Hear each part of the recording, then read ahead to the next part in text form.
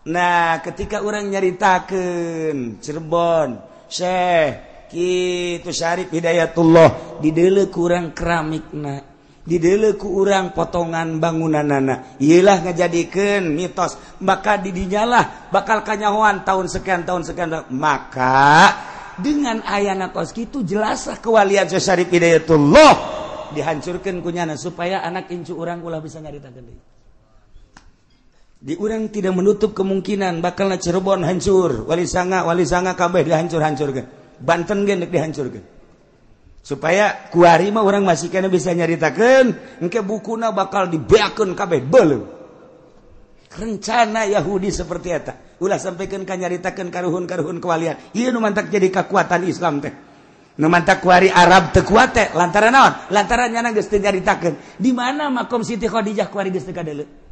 Di mana ditinggal Kangjeng Rasulullah geus teu kadeuleu. Malah kuburan Kangjeng Nabi ge deuk dipindahkeun. Ya teh Yahudi. Ya Wahabi nurut bae deui. Nya kumaha coba ieu? Nah, mantap kuari digempur memeh Mekah jeung Madinah. Kangjeng Nabi nu bakal diacak-acak engke Yaman heula sebab di Yaman lah loba ditinggal ahli sunnah wal jamaah nabi-nabi. Irak geus hancur, kuari Yaman dihancurkeun. Tuh, kaum Ad di mana Ad? Kaum Ad teh antara Saudi Arab Madinah, antara Madinah jeung Yaman. Belah ditu aya Ahqaf ngaranna. Mantak dina Al-Qur'an aya suratul Ahqaf. Ahqaf eta dataran luas, dataran pasir. Urang mah nyebutna gurun pasir Sahara ngaranna. Ahqaf teh lamun urang dina Al-Qur'an mah suratul Ahqaf Yaman. Kaum Ad teh di Yaman, ditinggalna kaum Ad. Mantak diutus Kanjeng Nabi Hud alaihi salam Yaman. Mantak aya kuburan Kangjeng Nabi Hud di Yaman mah osok di haolan. Wah ramena luar biasa. Ditinggal para nabi di Yaman. Kangjeng Nabi Sulaiman aya di Yaman ditinggalna Kangjeng Nabi Sistea. Kemudian Kangjeng Nabi Hud ge aya berbagai nabi-nabi jeung wali-wali. Nu mantak paling istimewa sadunia adalah Yaman. Sunina kuat jasa gempur ku Yahudi. Moal bisa Yahudi ngagempur eta lamun tanpa make umat Islam dicuci otakna, anak buahna teh dicuci otak. Maka ini kuntu minaz zalimin fastajabna lahu. A'udzu billahi minasy syaithanir rajim.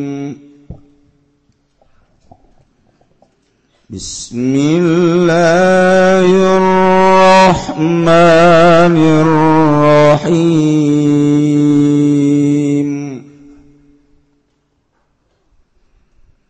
Awalam yahdi lilladzina yaritsunal arda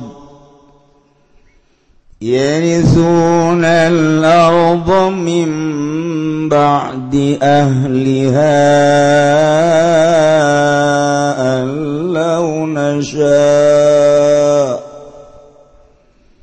allau nasha'u asabnahum بذنوبهم ونطبع على قلوبهم فهم لا يسمعون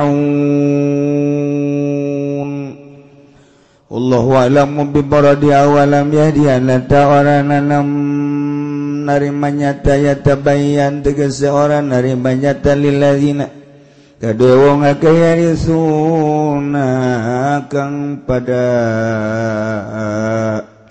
maraneng ya ladina kabe al ardo ing mubibisukna kalawan umma min ba'di ilaki ahli saking halat tetap saking sausana den rusak ahline ardu orang lari majataan apa satuhune kalakuan fa'ilun mukhaffafatun yaiku dari fa'il tur kang den enteng wa ismu mazupun lan utawi simean iku kang den buang aya nau tegese satuhune kalakuan iku launa sya ulamun ngarsakeun isun agung asabnahum maka ngenani ingsun agung hum ing bil azab azabi kalawan siksa atawa asobnahu maka ngenani ingsun agung huming alladzina lilladzina yarithuna al-ardh bil azabi kalawan siksa bi dzunubihim kalawan pirang-pirang dosana alladzina kama asobna min qablihim kaya oleh ngenani ingsun agung saking sadurunge alladzina wal hamzatul lan hamzah fil mawadhi'il arba'atin dalam pirang panggonan kang papat li taubihi kumaidakeun kadue taubih ngamameleh wal fawal wa adakhil alaihim lil atfi lan utaifalan wa kang manjing atase karone kitu falan wa ikulil atfi edakeun kada atau qiraatin lan ing dalam qiraat sahiji bisukunil wawi kalawan dan sukunkeun wa fil maudhil awali dalam panggonan kang awal atta fadbi'au dan atapakeun kalawan nau wa nanulan utai ingsun sadayan nau tabau iku ngecap ingsun sadaya ngecap ingsun sadaya nakh timut tegese ngecap ngeceplok nyeplok ingsun sadaya ala qulubihim ngatasa pirang-pirang atina alladzina fahum la yasma'un maka uti alladzina iku orang ngarungu ya alladzina al-mau'izata ing piwuruk sima tadabburin kalawan ngarungu ngangen-ngangen tilkal qala qussu min amba tilkal qura naqussu 'alaika min anba'iha wa laqad ja'atuhum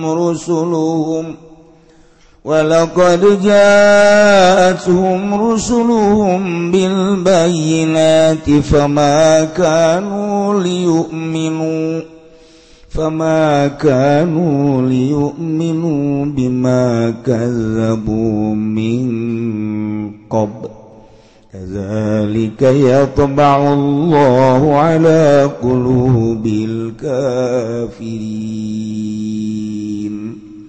Allah alam bimoradi wa nahnu lan utawi ingsun agung natba'u iku ngecap ingsun agung nakhtimu ewa watil kau te mangkono al-qura tilka te mangkono qura al-qura sepirang kampung alati maradhikruha kang wis kaliwat apa nuture tilkal qura naqsu iku nyaritakeun ingsun agung alaika ing atase siraya Muhammad wa Muhammad bin ambaiha saking pirang-pirang carita anane tilkal qura akhbar yang lihat tegese pirang-pirang cerita nali qura walaqad ja'at jumlanya teman-teman tekahu mingal qura rusuluhum apa pirang-pirang utusanane ahlul apa pirang-pirang utusanane tilkal qura bil bayyinati kalawan ngagawa sakeh mujizat al mujizat zahirati tegese sakeh mujizat kang zahir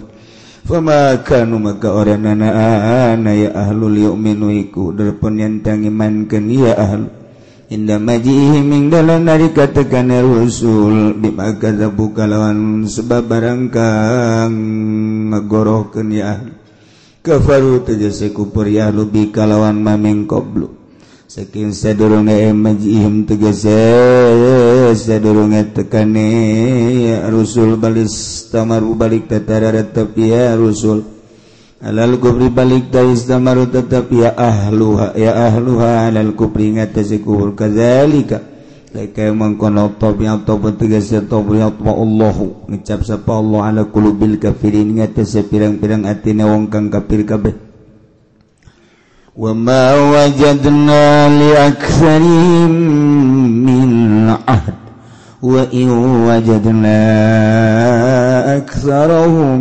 لَفَاسِقِينَ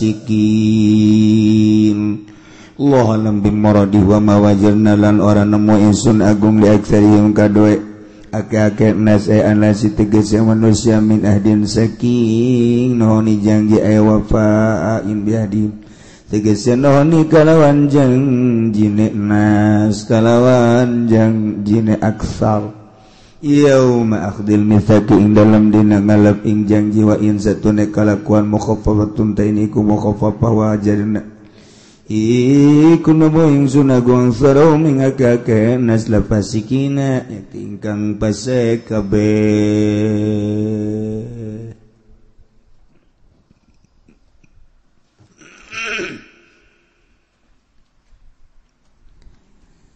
Sabada Allah ngajelaskeun negara-negara nu Allah nyiksa ka negara tersebut kulantaran kaum-kaumna teu percaya ka para rasul-rasul nu diutus ku Gusti Allah.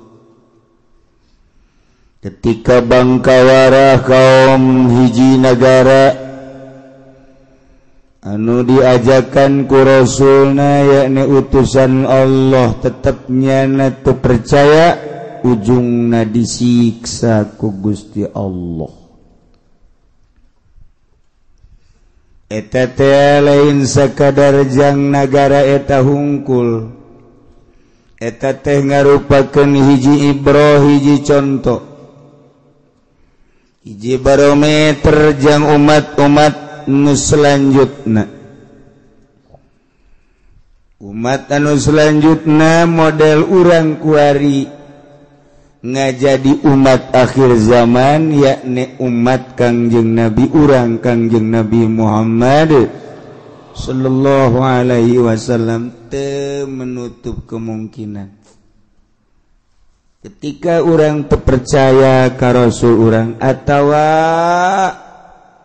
teu nurut kana aturan-aturan rasul urang, Allah tetap bakal nyiksa sakumaha kaum-kaum nu baraheul.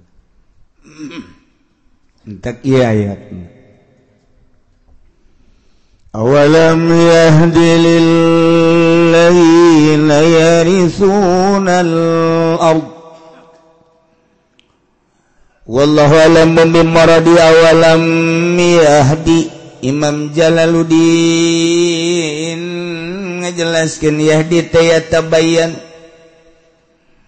berarti ya di teh mana ya tabayan majaz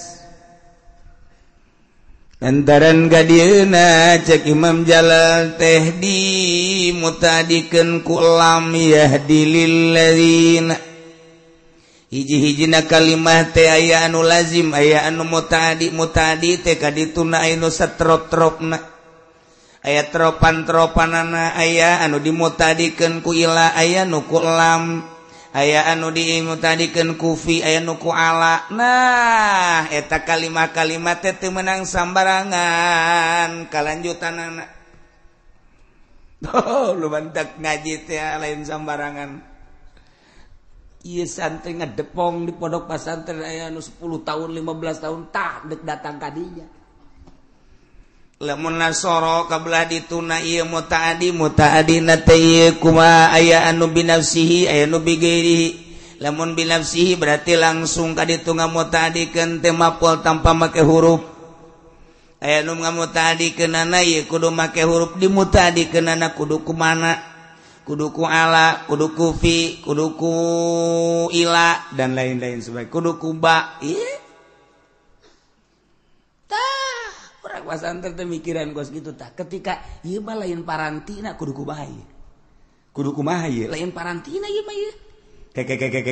Tah, nu mantak lamun aya salah bae buatan batur. Kajahoan ku urang. Salah ieu budak ieu. Kumaha emang ieu teu nerop ieu ka dieu ieu. Tuh, kan teu nerop mah teu nerop, jore. Urang hulu kopiahna nomor 7 dipakean ku ari nomor 5 netren. Ngaranna teu nerop eta. Teu nerop. Uluna nomor 5 dipakean, nomor 7 toklok. Teu nerop. Kawin ge sarua bae urang kasep kawin kanu gelis. Pariuk manggi kakeb. Pas. Tapi lamun urang kasep pamajikanna jore, ieu ge teu nerop sarua bae. Eta mah kudu nyandung sebenarnya mah. Sia masa di hatean bebangun endeup teh ya. Keheula-heulanan kumaha lamun awewena geulis asa lakina jore. Nah ieu namun pasalakina kasep pamajikana jore makan bisa nyandung, namun pamajikana gelis ai boga pasalaki jore kana si bahasa gelis aya dinyana masyaallah nya jangkung lengjang ieu kulitna ge pohara jasa hartina putih kuning nya mancung bulu matana bentik ya Allah ya Rabb haju susuna neuntreuk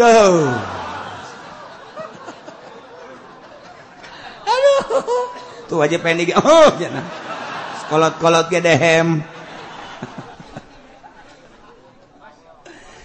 ai nasib bapan hes ai celeketek boga salakinya hidungnya pendek cekolot baheula mah beke ngaranna eta mah eta hese kan nasib atuh ngaranna ge eta kumaha bantah eta teu nerok ngaranna nu kasep kawin jeung nu gelis eta mah pariuk mah ge kekepas kasep pamajikan jore ya tugas nasib geus bae tinggal tungguan di akhirat bae sih lah di dunia ieu moal kebal lah gitu bae moal kebal ge tetep teu tentrem eta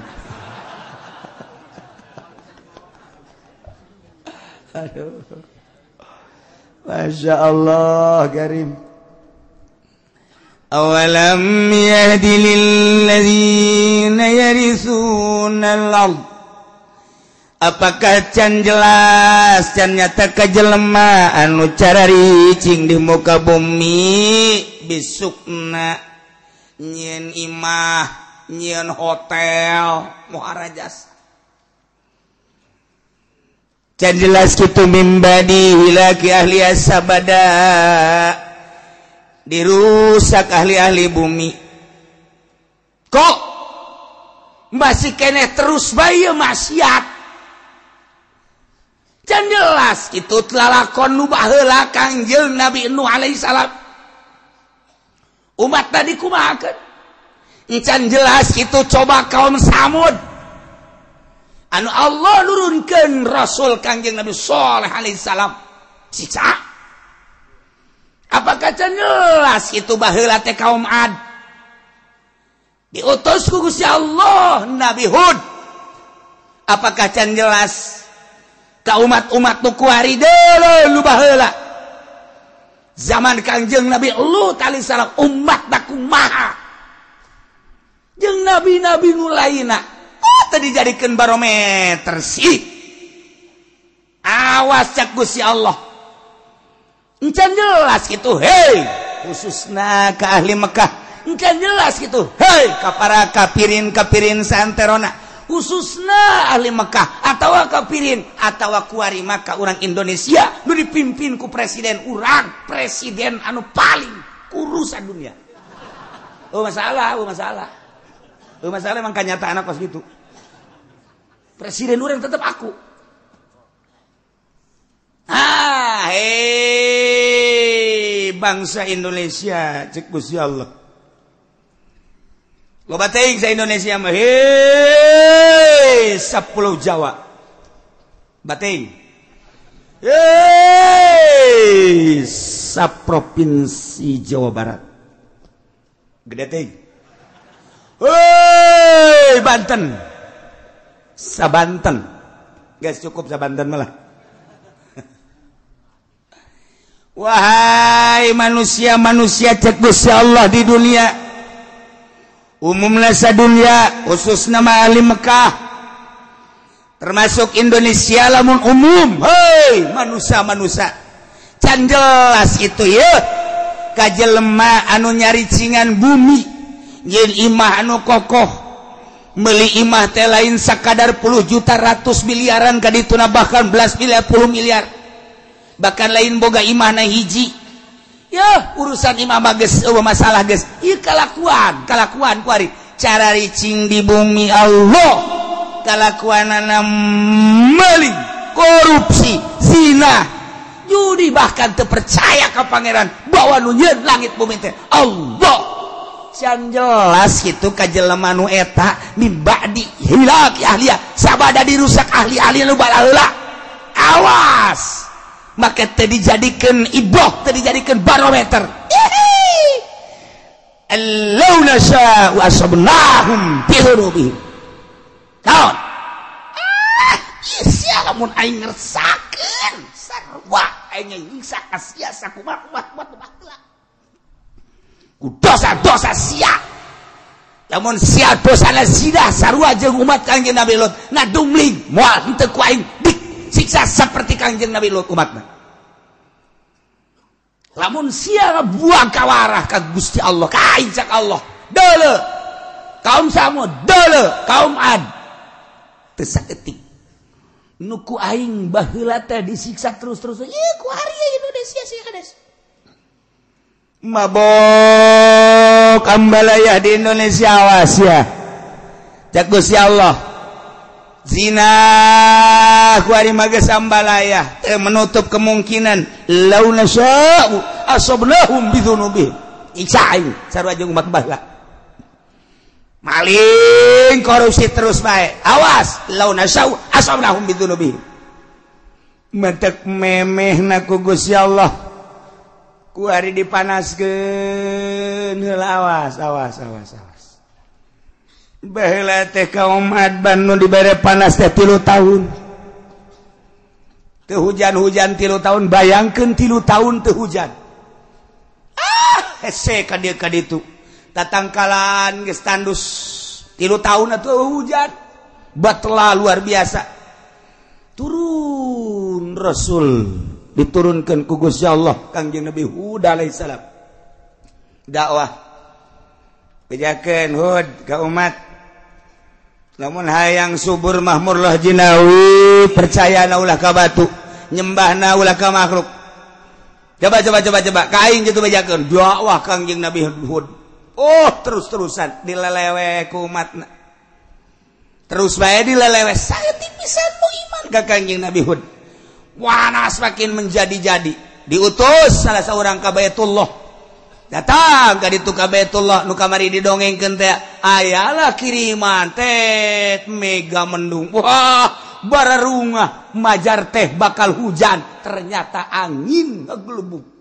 angin muter sabada Kangjeng Nabi Hud jeung pengikutna titah keluar eta kapan siksa cek Allah tuh jadikeun barometer awas di Indonesia geus sabaraha bulan urang dibere panas hujan di mana-mana guludugan jeung kilatan samarukna hujan bener beureun geus diitung ku ari di nagara geus beak sabaraha puluh miliar ieu ganyeun hujan teh nyararaho urang mah asal hujan seuri padahal mah ieu teh geus total sabaraha miliar beakna lamun teu dihujankeun urang teh ku ari panasna ambual pohara luar menyengat cirina cek ahli palak mah angin heula kilat teh guludug teh ieu mah hujan kilat angin sabarukan kumaha awas lamun nang tangan ka Gusti Allah bisa jadi berkepanjangan ieu panas Tangerang geus kekurangan cai pasokan air anu bakal ka Jakarta teh anu geus ka Jakarta ditutup lantaran untuk wilayah Tangerang ge kekurangan Serang geus kekurangan cai ku ari mah kamari iya rong Purwakarta di Purwakarta geus batela kurang cai Karawang ge lamun teu ngandalkeun Jatiluhur mah geus eueuh cai Allah mah maha kawasan ke kumaha meureun ke sanajan aya Jatiluhur wallahu alam ngan tetep bae urang ngadoa mah tetep ngadoa bae ngan ieu disiksa mah babari jasa teu puguh teu karuh sadane macet siksa teh Allah da kumaha coba ieu terus urang ka Jawa Tengah ka ditu kurang moga informasi di Yogyakarta geus parah jasa eueuh cai tapi ieu urang masih kene leha-leha kene zina nu mabok-mabok pemerintah korupsi terus bae nang tangan Allah awas berkepanjangan ieu keur ditegor ku Gusti Allah awas mendak lobakeun lah istighfar ka Gusti Allah Subhanahu wa taala awalam yahdi apakah can jelas lilladzina yarithuna al-ardha jelema nu nyicingan bumi ieu nu mantak Gusti Allah teh make bahasana yarithunal ardha make yarisu mah tina warasa yarisu eta makan ngawaris aya ngawaris mah berarti kapan aya nu diwaris lamun bapa ngawariskeun ka anak aya anak eueuh anak mah meureunanan ka incu lamun incu anak eueuh aya meureun dulurna mamang teh uwa teh nah eta ngaranna ngawaris ieu ge ku bangkawara amat sia cicing di alam dunia nanangieun Allah sia ngawaris ka umat nu baheula zina sia ge kunaon zina deui bae nu baheula mabok sia kuari kunaon mabok, nu baheula maling sia kuari kunaon maling. Maka mantap make bahasana yarisunal ardo.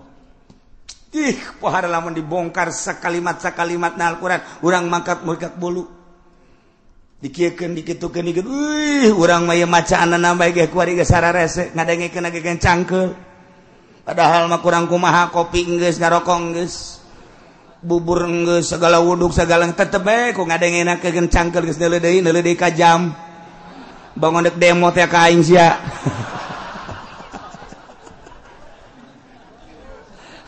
Gusti Allah ente ngeta mun boga janji meureun dari deui jam ye janji aing jeung jahe. Tuh ieu bahasa yarisuna sia cicing neruskeun lalakon umat nu baheula dizina disiksa umat nu baheula mabok disiksa ku Gusti Allah umat nu baheula maling disiksa ku Gusti Allah umat nu baheula kafir disiksa ku Gusti Allah. Awas sia ngawaris nu baheula sarua sia ge ku aing disiksa deui. Geus kasaksian ku urang kamari ieu tsunami beuh 200.000 manusia asahina jasa mobil single yang imah bangunan single lenceng asahina jasa kabeh ge dunia jeung manusia seusina asahina urang neuleuh tsunami. Gempa Yogyakarta, tsunami Pangandaran, gempa Sukabumi, Gunung Galunggung, Yogyakarta gunung deui, kuari ke batuk-batuk bae gunung deui sarua bae. Teguran ti Gusti Allah. Ieu teh ulah kejadian alam sakumaha nu kamari caritakeun. Ieu teh teguran ti Gusti Allah, kuari panas, teguran ti Gusti Allah. Ayo sia Presiden Jokowi nek merubah tentang perekonomian sia. Dek beralih nu tadina Amerika kuari dek diasupkeun Hong Kong Cina kuari sia dek diasupkeun Cina kuari berangkat ya negara teh hayo sia Amerika tetep bae terus mendesak Cina geus diasupkeun ka urang geus dibuka lebar-lebar asup ka urang sementara jeung Amerika ge can selesai dolar ditaekeun ku Amerika. Tina 9 naik 10 naik 11 naik 12 naik 13 kuari geus 13,9 geus 14 ayo sia udag-udagan jeung aing berangkat sia Cina cek Amerika perang Cina jeung Amerika di negara urang ti perekonomian urang mah teh naon kok jadi kos kieu sih kok jadi kos kieu sih kok beusi meuli 2.000 ngajual buru 1.000 kok beusi meuli 3.000 dijual 2.000 atuh ieu mah bebeakan ka kolor-kolor. Ieu mah lain gulung tiker, gulung balik ieu mah tuh. Tidak kumaha aja bae. Perang, urang teu nyaho, bangsa Indonesia mah kulantaran bodoh atuh seuseurean bae. Bodoh urang Indonesia mah, teu nyahona naon. Ieu teh keur perang Cina jeung Amerika di bidang perekonomian. Kulantaran perekonomian jadi tombaknya, tolak ukurna perpolitikan teu jalan. Perpolitikan di urang teh teu stabil. Deuk kabangun kumaha lamun perekonomianna macet kuari. Cina kakarak dibuka asuplah ka urang produksi encan Amerika dikatukangkeun sedangkeun bahan baku beulianana kudu make dolar taekeun sia ku aing kaudag moal ku sia sementara hitung-hitunganana ahli ekonomi di urang teh encan mampu kos kieu lah keberadaanana neuk kumaha sedangkeun jelema nyieun pabrik di depan eta teh make duit negara sekian triliun. Nah, perpajakanana terus melambung teka udag kunyana lantaran nyana teh pajak tanah, pajak bangunan, pajak ekspor impor. Ieu teh kapan kudu dipenuhi sementara dolar naik, bahan baku kudu dibeli ku dolar, Cina nyerang ka urang. Ieu da kumaha ieu produksi teh aing balik ka Singapura. Teh saeutik anu boga karyawan 8.000 nyesa tinggal 2.000. Nu boga karyawan 20.000 nyesa tinggal 5.000. Tinggal bangsa Indonesia nu teu nyahoan kieu amat sih dek demo ka mana? Oh pelindung di urang mah demo teh. Urang demo ka DPR lagi keur puyeng. Aing boro-boro siap ku aing sarua bae ieu. Nah, ieulah keberadaan Indonesia seperti kieu. Nah, hakikatna mah menang Allah keur dicoba heulanan. Urang mencarita hakikat syariatna, aturanana Jokowi nu boga. Kuari keur diresapel kumaha perbaiki hayo coba menteri poh ieu ganti tuh bakal gitu-gitu kayaknya. Nemandak Habibie ngomong terpuruk sepanjang sejarah Indonesia perekonomian saat ini. Lain cek aing cek Habibie. Kamari Habibie datang enggak dia?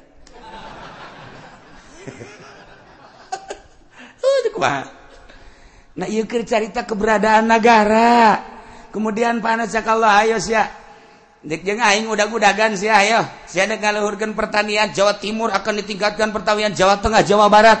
Ketika persiapkan di Palembang, di Medan, di berbagai daerah, pokoknya ditingkatkan pertanian. Sebabnya perekonomian bakal macet. Kunyana geus ka itu.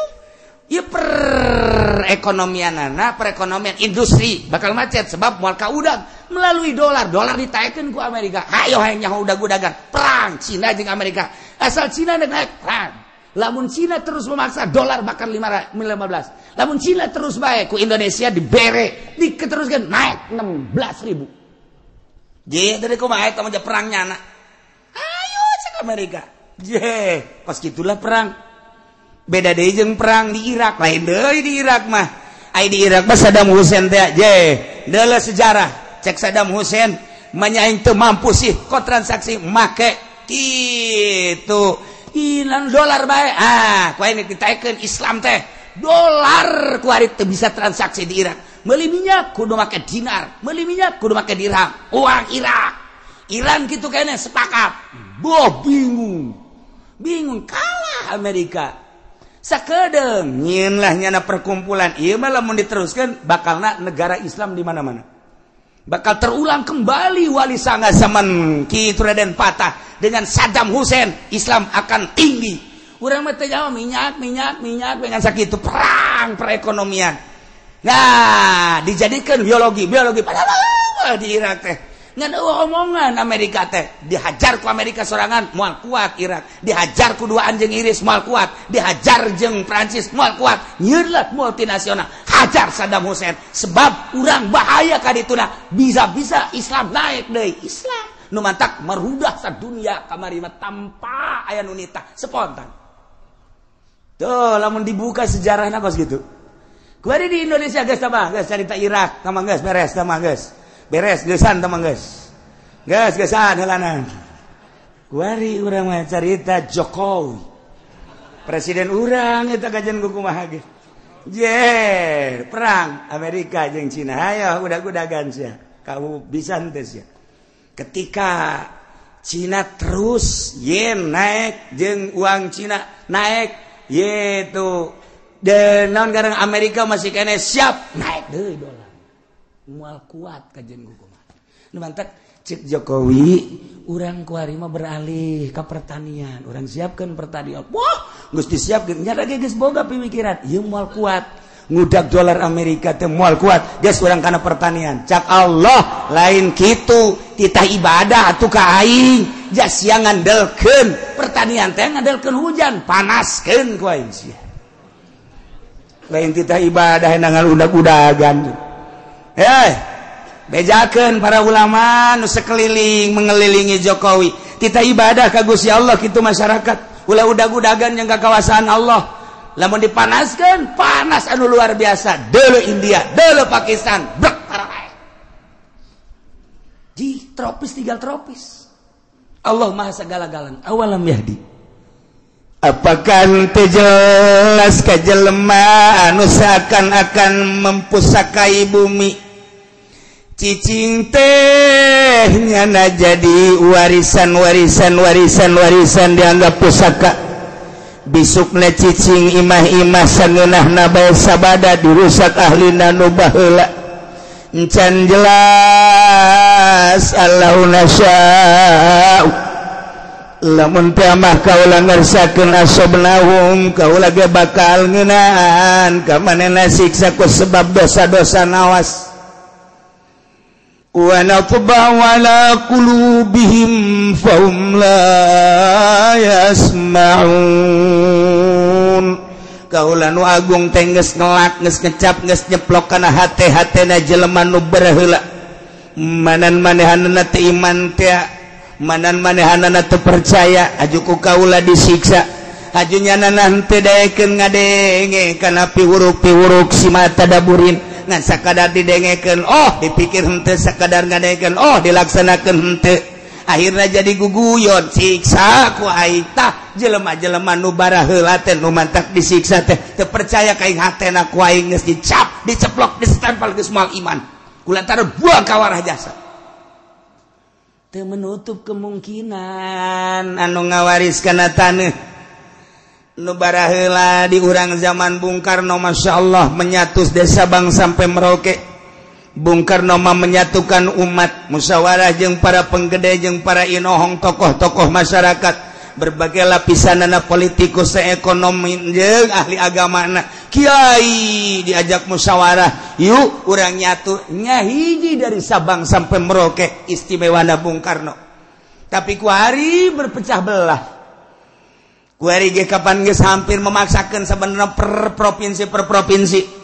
kulantaran naon asah henteu kageroh ku ari lamun Aceh ku ari geus memecahkeun diri Papua geus hayang misahkeun diri kemudian Banten ge Banten selenting-selentinganan geus hayang misahkeun diri kulantaran naon eta teu kageroh permasalahanna henteu kageroh geus dijieun otonomi daerah ku ari mah tuh pelaksanaan pembangunan kumaha sadaerah-sadaerahna pemasukan gede hebat berendaerah pemasukan letik berarti saaya-ayana dilaksanakan geus otonomi daerah tapi tetap bae otonomi tinggal otonomi jalan mah tetep bae renjul bae deuk kumaha deui atuh deuk kumaha deui horenganan sistem nu aya di urang anu teu bagus atawa manusia-manusiana geus boho kana sistem nu aya geus kudu dikumahakeun ieu mah keur nyaritakeun kebangkrutan urang diceplok ku Allah komo lamun datang ka lain sekedar mabok lain sekedar zinah lain sekedar korupsi bahkan manehanana kufur teu percaya ka Allah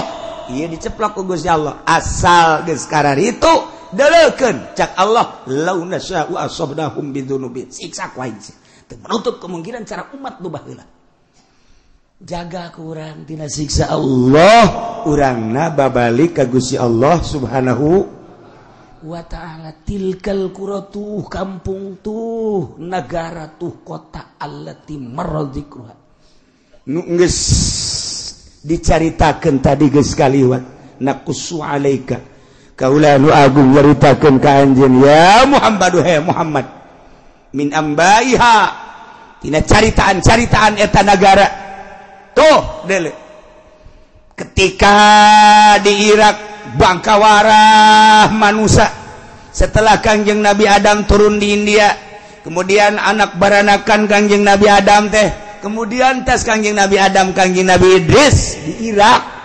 dilanjutkan ku Kangjeng Nabi Nuh alaihis tilkal quratuh kampung Irak tuh negara Irak utara di situlah Kangjeng Nabi Nuh dilahirkan didinya lah Kangjeng Nabi Nuh dakwah di tengah-tengah masyarakat anu luar biasa biadabna didinya maling didinya zina saha nu gagah saha nu menang teu percaya bahwa langit bumi nangieun Allah Kangjeng Nabi Nuh diutus titah iman ka Allah disangsarikeun 950 tahun Kangjeng Nabi Nuh umurna 1000 tahun 950 tahun nu iman eta dakwah ya Allah ya Rabbi urang manyeun pondok kakarak 5 tahun nu mondok bae geus frustasi urang dakwah nu ngadengekeun bae geus frustasi deuleu Kangjeng Nabi Nuh 950 tahun ngan Kangjeng Nabi Nuh mah terus bae tabah diusir bala Kangjeng Nabi Nuh tidinya instruksi Gusti Allah nyeun kapal Kangjeng Nabi Nuh saling-sarikeun ayeuna kapal mah deket laut lain di tengah-tengah negara sia mawana kali itu kumaha jeung leumpangna kumaha kapal mah ayana di laut ceuk Kangjeng Nabi Nuh kulama instruksi ti Gusti Allah lah udah sok Allah-Allahan edan sia mah Nuh geus teu dianggap tapi tetep bae Kangjeng Nabi Nuh terus kesimpulan nama Nuh awas ieu umat geus disiksa saha anu iman kuateun Kangjeng Nabi Nuh dakwah awas siksa ieu mah bakal datang nu iman naik ka dieu naik anak Kangjeng Nabi Nuh 4 Yapis Ham nah Kanan nu 3 asup ka laut ka parahu nu hiji Kanan mah henteu anak sorangan Kanan teu percaya ka Abah. Teu percaya ka Abah na Bani Rasul. Ieu urang teh ieu teh turunan tilu-tilu Yapis, Sam, Ham sakitu. Dijelaskan ku Kangjeng Nabi di hadis Bukhari. Yapis bapak orang itu, Sam bapak orang itu, Ham bapak orang itu. Jadi urang teh keturunan tilu-tilu Kangjeng Nabi Nuh alaihi salam moal kaluar ti dinya. Arab turunan mah dijelaskan ku Kangjeng Nabi. Arab turunan bapana kadituna ka Kangjeng Nabi anak Kangjeng Nabi eta.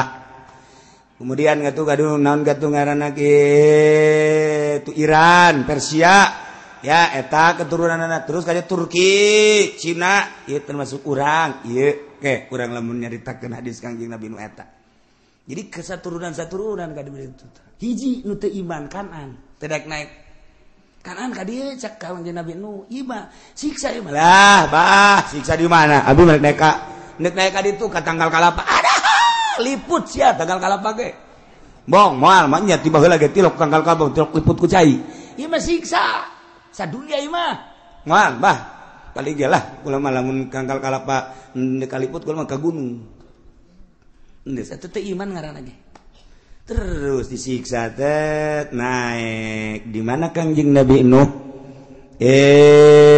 tu singgahna ye gunung naon gara-garana kapal Judi dina Al-Qur'an gunung Judi di mana eta di Turki. Nah jadi ti Irak terus ngeungkeun kapal teh eureun-eureun di Turki tah eta lah kuari geus diketemukan di Gunung Ararat di dinya Turki aya kapal Kangjeng Nabi Nuh sebelah kirina sekitar bangsa 50 meter di dinya aya masjid masih aya keneh kuari ge masjid urut Kangjeng Nabi Nuh alaihi salam geus jadi batu masjid Kangjeng Nabi Nuh di dinya kapal aya keneh urut kapal Kangjeng Nabi Nuh jadi kapal teh singgah teh lain di laut tapi di luhur gunung Judi kuari aya keneh kuari aya keneh geus dipoto urut kapal Kangjeng Nabi Nuh teh. Kemudian laut nu pernah kitu diberangkatkeun ku kapal Kangjeng Nabi Nuh ku didinya mah ke satelit. Coba laut mana? Aya kuari kecanggihan alam, kecanggihan alatnya seperti eta. Jadi kuari mah lebar kapal Kangjeng Nabi Nuh, panjang kapal Kangjeng Nabi Nuh diketemukan oleh 4 negara. 1 negara Amerika bersama-sama dengan Arab, nomor katilu Jerman, nomor kaopatna Irak. 4 negara Mesir, 4 negara ieulah anu terus menelusuri tentang kapal Kangjeng Nabi Nuh. Kuari geus dijadikeun kitu mitos. Geus dijadikeun kuari aya kapal Kangjeng Nabi Nuh, masjidna aya urut Kangjeng Nabi Nuh singgah di luhur gunung. Masyaallah. Aya 2 masjid, hiji di dinya, nomor kaduana di Tajikistan. Nah, jadi eta lamun urang ka ditu engke naik ka gunung bakal kapanggih jeung masjid urut Kangjeng Nabi Nuh alaihi salam. Ke lamun urang ka Tajikistan ka ditu ente naik kula mah balik. Para raih bisa sia di luhur gunung. Aya tapi make kapal heli di sorotan aya. Masyaallah. Terbukti ieu teh orang Amerika ingin membuktikan coba di mana sih ke Gunung Judi dan di mana sih singgahnya kapal dan bagaimana ditelusuri selama 5 tahun menelusuri eta. 5 tahun menelusuri eta alhamdulillah terbukti. Iyalah geus dibukti-buktikan ku Gusti Allah nya nama asup Islam. Kemudian loba nu asup Islam di Amerika ketika manehana nyaritakeun tentang terbukti nah baheula zaman Kangjeng Nabi tutup ku Amerika teu meunang dicaritakeun. Bahaya ieu mah. Masya Allah nailah cerita tilkal qura tun negara anu baheula ahlina iman ka rasulna begitu Allah ngutus Kangjeng Nabi Nuh alaihi salam umatna tetep bae henteu iman siksa ku Gusti Allah tilkal qura tuh negara itu disiksa ku Gusti Allah. Nomor keduana negara kaum Samud eta adalah kaum Kangjeng Nabi Shalih alaihi salam eta ngaranna Madain Shaleh lamun Kangjeng Nabi nyaritakeun dina kitab Bukhari hadisna aya Batnul Wadi ketika Kangjeng Nabi di Dzulhulaifah Kangjeng Nabi teh cicing di Batul Wadi, antara Batul Wadi jeung Yordan didinya aya ngajana Madain Soleh. Lamun dina Al-Qur'an aya surat Hijr, eta surat Hijr teh eta. Tuh didinya lah disiksa kaum Samud teh. Lamun terus urang ka Yordan aya Petra di ditu tersisa ditinggalna. Tilkal qura disiksa kaum Samud. Mana deui? Tuh, kaum Ad di mana Ad? Kaum Ad teh antara di Arab Madinah, antara Madinah jeung Yaman. Belah ditu aya Ahqaf karana mentak dina Al-Qur'an aya suratul Ahqaf. Ahqaf eta dataran luas, dataran pasir. Urang mah nyebutna gurun pasir, Sahara ngaranna. Ahqaf teh lamun urang dina Al-Qur'an mah suratul Ahqaf, Yaman. Kaum Ad di Yaman, ditinggal kaum Ad. Mentak diutus Kangjeng Nabi Hud alaihi salam, Yaman. Mentak aya kuburan Kangjeng Nabi Hud di Yaman mah osok di haolan. Wah, ramena luar biasa. Ditinggal para nabi di Yaman. Kangjeng Nabi Kangjeng Nabi Sulaiman aya di Yaman, ditinggalna Kangjeng Nabi Sistea. Kemudian Kangjeng Nabi Hud ge aya berbagai nabi-nabi jeung wali-wali. Nu mantak paling istimewa sadunya adalah Yaman. Sunnina kuat jasa gempur ku Yahudi. Moal bisa Yahudi ngagempur eta lamun tanpa make umat Islam dicuci otakna, anak buahna teh dicuci otakna supaya menyatakan Islam teh seperti ieu. Jadikeun ISIS berangkat. Kuari ku ISIS diacak-acak kuburan-kuburan teh. Wah, kiai-kiai terus dibeakeun. ISIS terus bae. Iyalah supaya jadi Wahabi. Sebab ku Wahabi Yahudi ngeunaheun jasa. Ku Yahudi mah ku Wahabi mah Yahudi teh ngeunaheun jasa. Ndek nyaplokna naon ge. Itu hasil-hasil bumi teh ngeunaheun jasa. Selama make Sunni, ortodok lamun di Irak mah Islam ortodok. Ahli toriko, iya bahaya. Urang teh teu meunang nyaritakeun tentang tuh Tuan Abdul Qadir. Urang teu meunang nyaritakeun tentang Kangjeng Nabi urang teu meunang nyaritakeun tabaruk. Yahudi teh ngaulahkeun. Hese ku Yahudi mah melalui Wahabi. Kos kitulah kuari asup ka Indonesia Wahabi. Syiah asup. Mentak lobalah pertanyaan-pertanyaan mahasiswa untuk mempertanyakan kebenaran kewalian Maulana Hasanuddin. Mempertanyakan kebenaran kewaliannya Syekh Yusuf, mempertanyakan kewaliannya Syekh itu Asnawi, mempertanyakan kewalian Wali Sanga. Ketika orang nyaritakeun nyana wali, apa dasar kewaliannya? Coba, lamun tahun-tahun sabaraha naon ditinggalna. Nah, ketika orang nyaritakeun Cirebon Syekh kitu Syarif Hidayatullah dideuleu ku urang keramikna, dideuleu ku urang potongan bangunanana. Iyalah ngajadikeun mitos bakal didinyalah bakal kanyahoan tahun sekian. Maka dengan ayana kos kitu jelaslah kewalian Syekh Syarif Hidayatullah dihancurkeun ku nyana supaya anak incu urang ulah bisa nyaritakeun deui. Di urang tidak menutup kemungkinan bakalna Cirebon hancur, Wali Sanga kabeh dihancur-hancurkeun. Banten ge nek dihancurkeun. Supaya kuari mah urang masih kana bisa nyaritakeun, engke bukuna bakal dibeakeun kabeh beuleuh. Rencana Yahudi seperti eta. Ulah sampikeun ka nyaritakeun karuhun-karuhun kewalian. Ieu nu mantak jadi kekuatan Islam teh. Nu mantak kuari Arab teu kuat teh lantaran naon? Lantaran nyana geus teu nyaritakeun. Di mana makom Siti Khadijah kuari geus teu kadeuleu? Di mana ditinggal Kangjeng Rasulullah geus teu kadeuleu. Malah kuburan Kangjeng Nabi ge deuk dipindahkeun. Ya eta Yahudi. Ya Wahabi nurut bae deui. Deuk kumaha coba ieu. Nah, mantap kuari digempur memeh Mekah jeung Madinah. Kangjeng Nabi nu bakal diacak-acak engke Yaman heula sebab di Yaman lah loba ditinggal ahli sunnah wal jamaah nabi-nabi. Irak geus hancur, kuari Yaman dihancurkeun. Engke terus tas Yaman bejana ka Indonesia. Moncongna geus dikieukeun tah. Di Australia moncong geus dikieukeun. Tepat Cikupa. Geus diukur ku nyana. Dikacikupakeun bae ka janceukna aya citra. Aya anu ngabisiki, coba teh ka puri, ulah puri mah eueuh teh puri mah. Puri mah aman eueuh nu zina nu mabok. Eueuh di dinya mah. Aya ge anu eta doang nesian 5-0 tak iya di urang teh geus di berbagai sektor di luhur geus diasiku wahabi pun hayang nyaho di kepemimpinan Jokowi iyalah kadele rapuhna nu mantak dipaksakeun lah NU dengan agil sirot kudu naik di sadajan sabaraha miliar kudu bae urang lamun nyaritakeun kitu bakal ngabukakeun tentang keberadaan Indonesia kunaon sih bisa memaksakeun aya bergaining jeung ieu sebab naon keur memperjuangkeun kewahabian jeung kesyiahan dicaritakeun soge maksudna kumaha hati-hati ka hareup lain lalaga dieu mah terus dipaksakeun padahal mah NU mah lain kos kitu kuduna atuh tipe NU mah lain kos kitu kudu tawadu kuari ge tawadu ngan tawaduna kuari mah tawarna duit jadi lain tawadu asli nah ieu kuduna aslina NU mah tawadu DP kok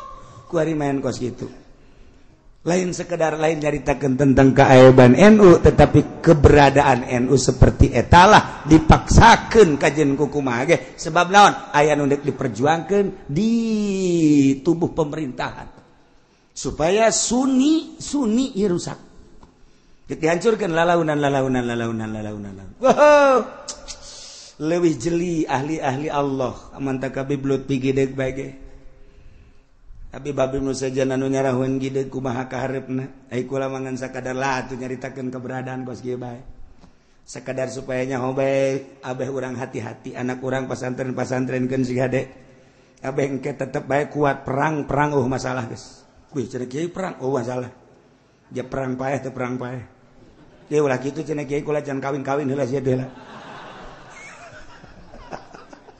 saya mikiran kitu bae sih mikiran hulu nu leutik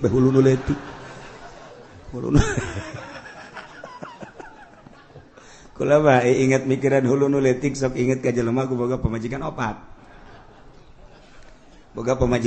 ya tangan ku nyana diatur cak nyana teh kieu nya pokona mah asal giliran sia datang ka imah aing ka dieu ke sia balik isuk kana ieu datang jadi awewe nu datang sebab ai mah pan boga pagawean dakwah teh dagang teh dan lain sebagainya geus sia kudu nyaho sia datang ka waktuna masing-masing geus eta persetujuan pemajikan opat oke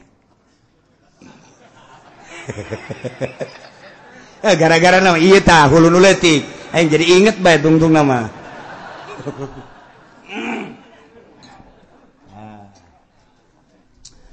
geus kitu paringana barang-barang peuting teh pan nu datang ieu peuting ieu ya. Ku nyari telepon ge teu datang. Geus kajeun lah peuting ieu teu datang. Peuting kadua giliran nu anu biasana nu kadua ieu. Teu datang deui bae. Sial aing geus pargel kieu teu datang cek nya teh. Nu katilu ge teu datang deui bae. Majikan nu kaopat bebereun datang ieu teu datang deui bae. Masya Allah cek nya si kunaon kieu teh. Opat ke opatna udah datang hiji-hiji aja salarial jasa langsung nyono pas nu ngariung di lembur eta nu ngariung kebeneran nyana titah nyambut nyana dulur-dulur sadaya geus esi nyambut na manusia ngan nyana nyelipkeun urusan nyana itu biasa tanya ki pudol emang kitu penceramah nyana nyelapkeun urusan nyana cak nyana teh ya kula mah ai urusan sambutan mah geus beres ye nya ngan ieu mah kieu saeutik mah dulur horenganan eta pamajikan ngaladenan salaki ganjaranana sarua jeung ngabunuh Yahudi 70 lamun pamajikan ngaladenan salaki berarti sarua jeung jihad fisabilillah ngabunuh pamajikan 70 beuh eta lamun sakali lamun salila hirup berarti alajur kabeh Yahudi. Ieu mah keur carita gede jasa ganjaranana. Eta pamajikan opat ngadengekeun BKB. Di imah nya horeng gede teh ganjaranna. Geus we balik ka imah tah pamajikan datang. Assalamualaikum. Waalaikumsalam. Dia datang ye. Naon? Kula mah kabita ngadenge tadi kakak nyarita. Cek cenah ieu 70. Cek nya ganjaranana. Atuh ayo rasa sarer beres lah kula mah lantaran ieu mah tuh geus beres kula balik ya geus sabodo teh balik mah balik teu kebal datang deui nu hiji deui. Waalaikumsalam. Naon ya Kade? Tadi kula ngadenge cenah 70 sarojeng mehan Yahudi. Heuh bener. Atuh kula malah ieu mah hitung-hitung jihad bae. Hayo. Geus beres nu kadua. Nu kadua balik, nu katilu datang deh. Waalaikumsalam. Aya naon ieu penting-penting ade? Kula ngadenge tadi kabita ajaknya na sarua jeung ngabunuh 70 Yahudi. Kula ge hayang. Hayo atuh. Hayo berangkat deui. Beres eta nu kaopa. Dipaksakeun ku nyana. Aju ngomong jaknya na, "Bah, horeng lain Yahudi nu pae aing."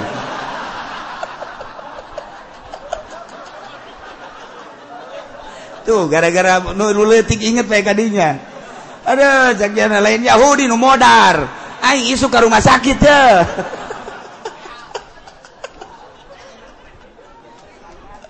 Masya Allah. Karena geus teu kudu obat-obat. Hiji bae urang nu teratur. Ngan lamun hiji kurang ya dua lah masalah lah. Gitu. Ngan nu teratur rasa penting dihijikeun gitu atuh. Teu mah modarnya na tuh. Masya Allah tilkal qura. Itu negara-negara nu tadi dicaritakeun teh aku kaula dicaritakeun ka anjeun Muhammad tina caritaan-caritaan ahlina. Itu tadi Kangjeng Nabi Nuh, kemudian itu Kangjeng Nabi Soleh, kemudian Kangjeng Nabi Hud, umat tadi siksa Al-Aqab. Nah, etalah Kangjeng Nabi Lut, Yordan terus kebelah itu orang endek gitu ke mana ke arah gitu Palestina. Didinya antara Yordan jeung Palestina, didinya teh naik kadinya tah eta teh aya tanah anu dibalikeun ku Gusti Allah, handap jadi luhur-luhur jadi handap. Tandus hideung kuari ge. Teu bisa didatangan panas nu dipager ku negara Yordan. Eta Kangjeng Nabi umat, Kangjeng Nabi Lut umatna siksa. Mantap Kangjeng Nabi Lut na disalamatkeun ku Gusti Allah. Ti Yordan teh tinggal lompat ka Palestina, salamat Kangjeng Nabi Lut.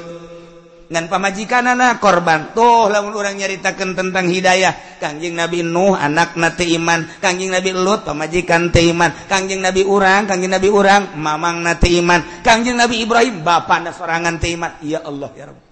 Mahal hidayah. Tilkal qura. Negara-negara nu tadi dicaritakeun Muhammad ku kaula dicaritakeun ka anjeun tina caritaan-caritaan tentang ahlina anu bangkawarah teu nurut ka Rasul siksa. Teu menutup kemungkinan umat setelah eta ge mun teu nurut ka aturan-aturan Rasulullah disiksa. Indonesia geus sabaraha kali disiksa.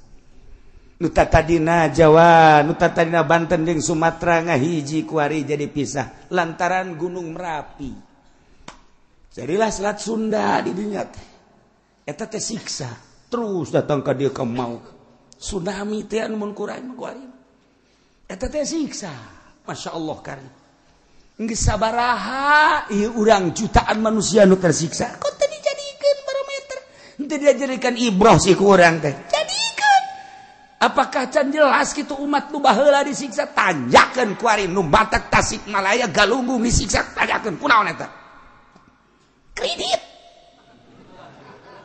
Ditanyakeun kredit eta teh. Ahli-ahli kredit teh urang dinya, urang kitu rancapaku terus urang kadinya kredit.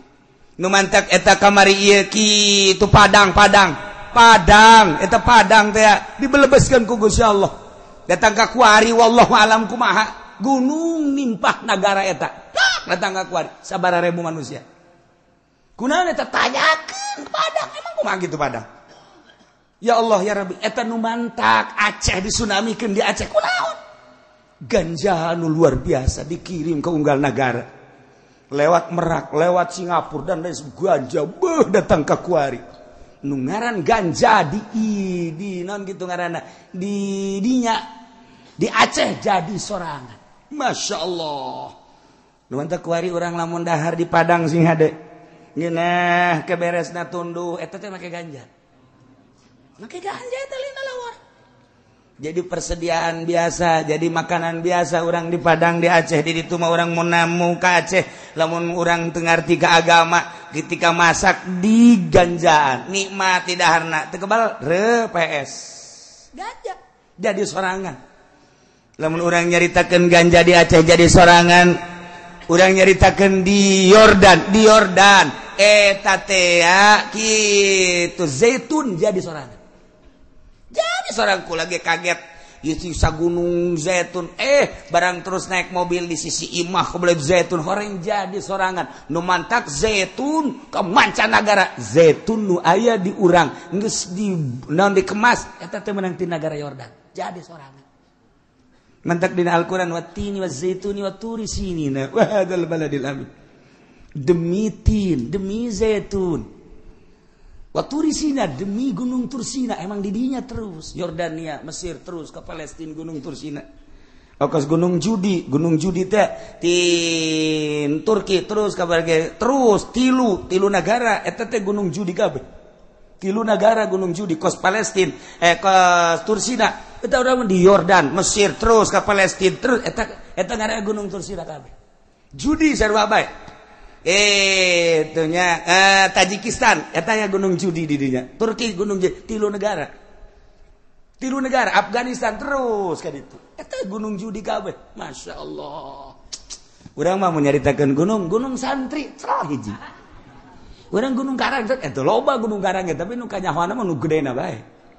Kos gitulah di urang mah di luar negeri bang tuh gunung tilu negara.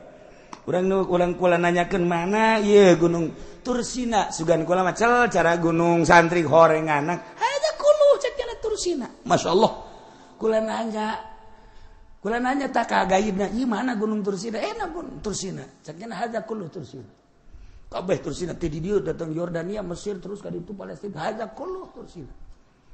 Oh, cek kula teh ieu mah aing lain etan, aing ditanyakeun gae. Urut Kanjeng Nabi Musa mana? Gerib cek nya. Sakedeng deui. Pas sakedeng deui hees. Geus deket. Kan lantaran penting dibejakeun tah ieu. Caritakeun gu nya ieu lah gunung urut Kanjeng Nabi Musa. Atuh mun urang turun bisa teu. Cek nya teh jahat di dieu loba garong. Ulah atuh lah. Peuting kebenaran lewat karinya peuting ngan neuleu doang ieu dibejakeun gu nya ieu lah gunung Tursina urut Kanjeng Nabi Musa. Ngan lamun peuting henteu ngajamin keamananana sebab daerah dieu jahat-jahat keneh. Paingan aya polisi, setiap mobil aya polisi. Dikawal ku polisi. Masya Allah, horenganan kejahatan-kejahatanana luar biasa. Tilkal qura, tuh negara-negara. Ieu keur carita negara-negara anu ku Gusti Allah dicaritakeun ka Kanjeng Nabi urang anu diturunan rasul-rasul urang mah jauh teuing urang nyaritakeun negara urang bae tuh Aceh jadikeun ku maneh contoh tuh Tasikmalaya jadikeun contoh tuh kitu Sukabumi jadikeun contoh tuh Padang jadikeun contoh kade ulah datang tai goyang tuh Yogyakarta kudu kumaha tuh iman ka Allah Subhanahu wa ta'ala lobakeun takarrub tafakkur ka Gusti Allah. Masya Allah. Walaqad ja'atuhum rusuluhum bil bayyinati wallahu a'lam